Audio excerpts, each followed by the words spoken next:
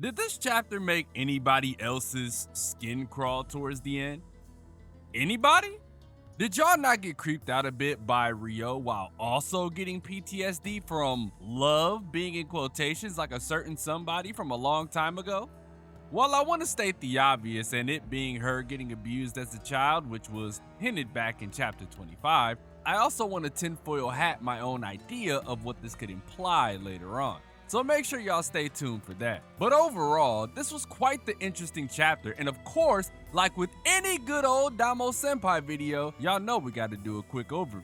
I do like that this chapter was more RIYO focused, giving us a look into her thought process and a preview of what may be a backstory moment incoming. Not to mention, we kinda get a resolution to the Gil vs Zanka fight?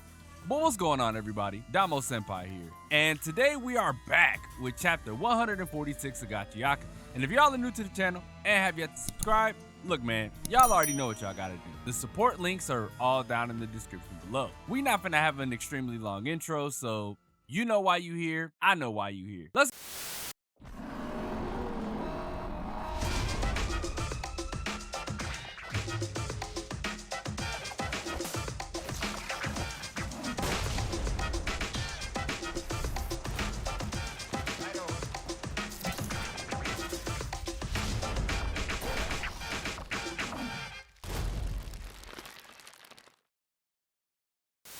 Perspective is everything when it comes to manga.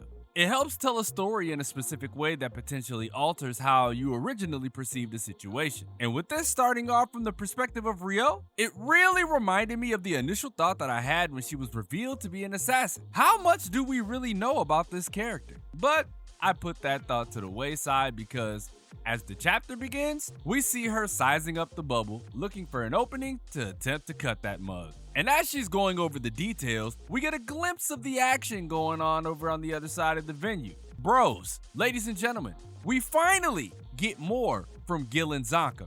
And I love when Urana-sensei makes these moments feel so much bigger than they are because this battle isn't necessarily one of the more important ones, but the way that she crafted the panel art really makes it feel as if it is.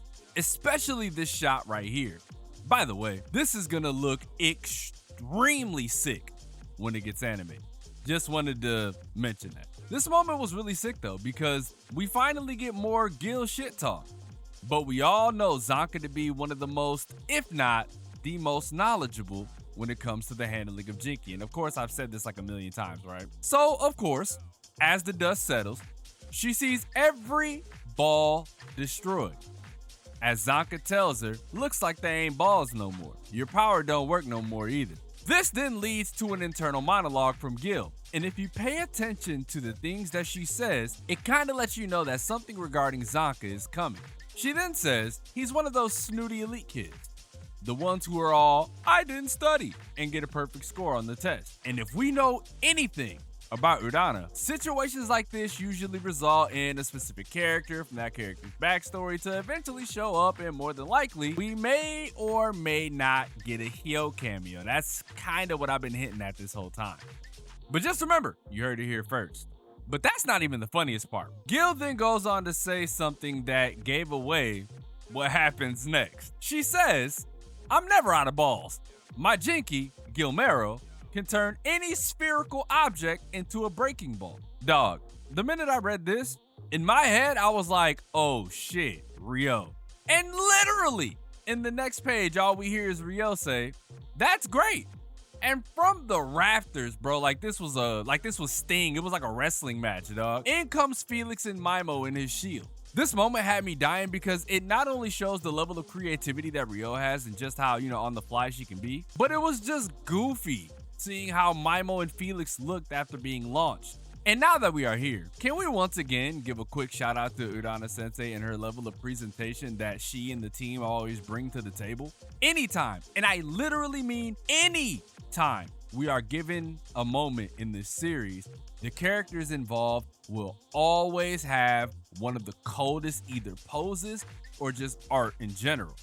Bro, look at RIYO. Even though it was Gil and Zanka fighting, RIYO ended up being the one to steal the show. It was awesome, bro. And you want to know something else? She continues to steal the show. As Zanka tries to escape the moment, RIYO tells him to, stay right there. She then says, I'm going to cut this thing. Back me up from behind. Now I know I'm going to repeat myself, but as I've said before, Zanka is one of, if not the most adept when it comes to assessing a situation and understanding what to do. And in this moment, he hunkers down and lets RIYO know not to mess up. The teamwork that Urana-sensei always illustrates for our characters is so beautiful. It's something that has been established for, quite some time throughout the entirety of this series. We've seen it time and time again, and it's something that she does not want us to forget. But as this chapter comes to a close, RIYO does something that kinda sent chills down my spine. Felix was talking mad shit, bro.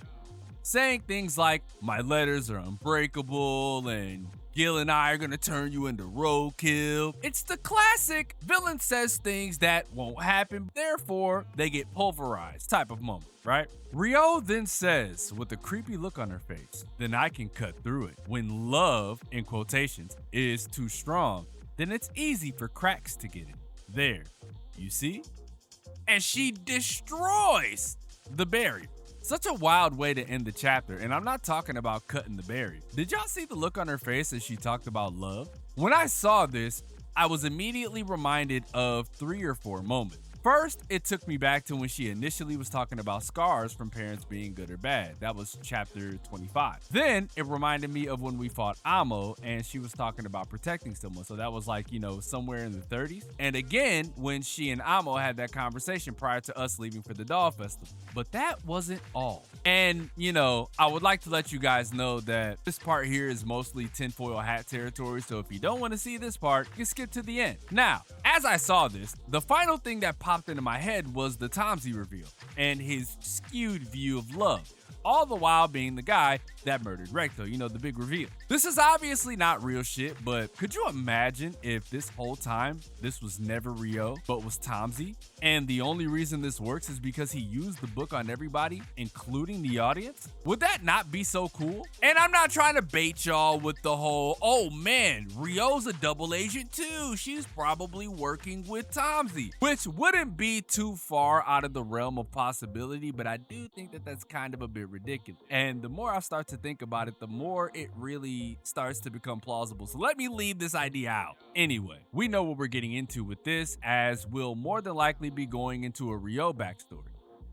It's one of the most requested backstories in the entire series, outside of like Engine and probably Canis Sherbert and Recto, right? So it's like 3 other characters whose backgrounds are extremely important. And I told you guys that they'll probably do Engine's last because I feel like he's way too important to the plot to just drop it right now. Unless they do some shit where RIYO's backstory is deeply connected to Rudo's, Engine will for sure be the last one.